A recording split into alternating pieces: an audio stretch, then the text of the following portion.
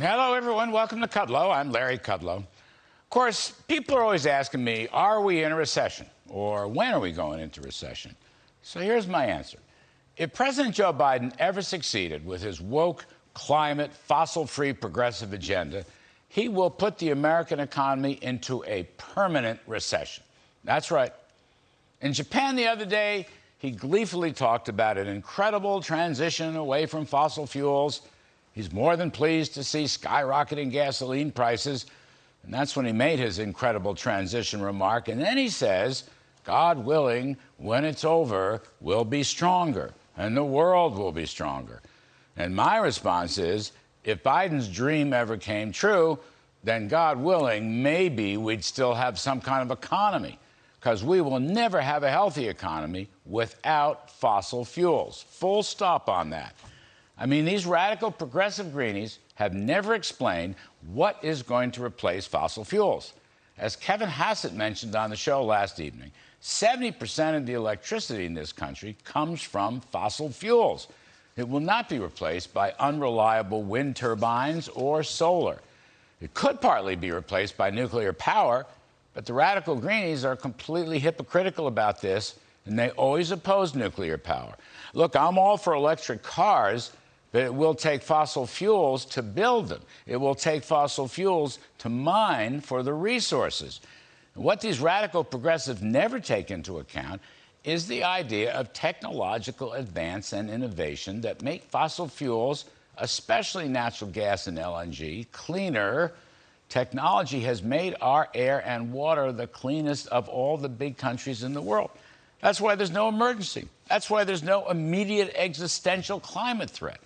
Former EPA Commissioner Scott Pruitt told us the other night about the tremendous advances in carbon capture and storage, which will make fossil fuels cleaner and cleaner. Bjorn Lomborg has repeatedly told us how important it is to preserve long-term growth, which produces innovations in technology breakthroughs and avoids massive financial costs imposed on typical working families.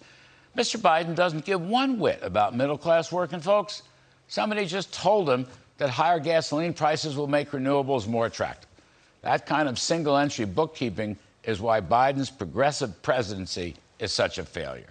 And then there's the absolute baloney sold by John Kerry at this rich man's socialist gathering called Davos.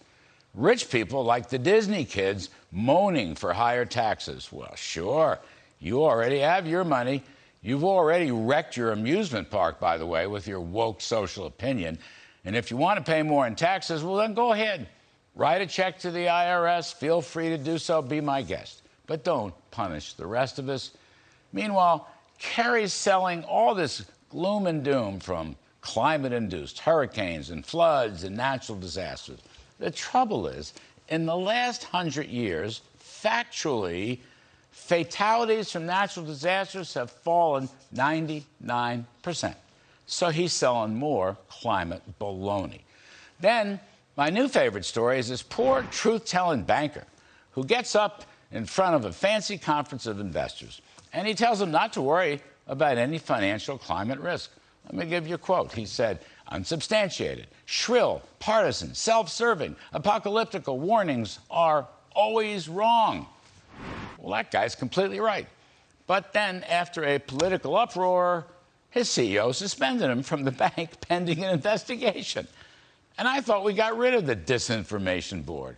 Well, not at HSBC. We did not there. Now, here's a final thought on all this. The New York Fed did a study last year. How bad are weather disasters for banks? And the answer is variously not very, insignificant, small impact. That all according to a piece by Rupert Darwall from Real Clear Foundation. And he goes on to say that the use of climate risk to push financing flows to net zero, meaning not fossil fuel companies, that has caused painfully high oil and gas prices. It's hurting consumers, it's hurting businesses, and it's pushing up the cost of food. That's what woke bankers are doing because of woke regulators like the SEC or the Federal Reserve, because of a woke president who has no idea how to save America. None whatsoever. But you know what, folks? You know what I'm going to say. The cavalry is coming.